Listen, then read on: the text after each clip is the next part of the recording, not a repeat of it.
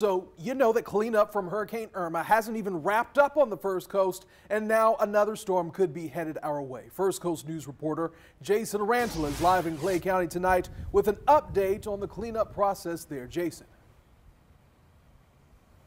Well, Anthony, we're at the Clay County Fairgrounds debris drop-off spot after Irma. This is just one of the locations here in the county. This is just one of the piles of debris. If you walk with me a little ways, you can see there are multiple piles of debris. There's a lot of debris. That's the point I'm trying to get across here. Now, there's one gentleman who lives in Mandarin who lives by, well, an even bigger pile, and he's concerned about what could happen, especially with another potential tropical storm or hurricane just around the corner.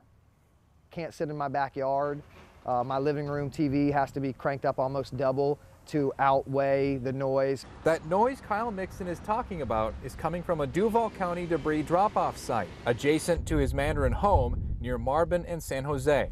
After Hurricane Matthew last year, he experienced not only the same noise, but all the insects he says the debris attracted inside his property. He had to pay $500 to have his home pressure washed and sprayed for bugs, he says.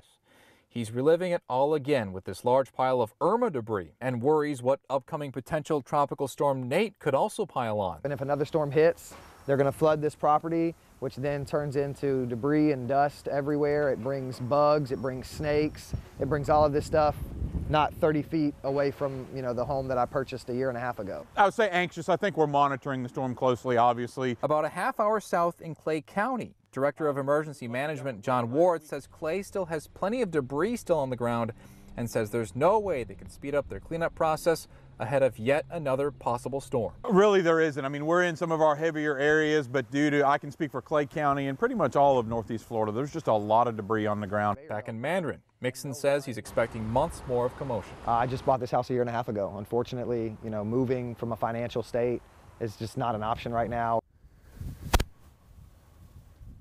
And I also reached out to several other counties like St. Johns County and Duval County. St. Johns did not get back to me. I asked them what was going to be done about their piles of debris ahead of yet another possible storm.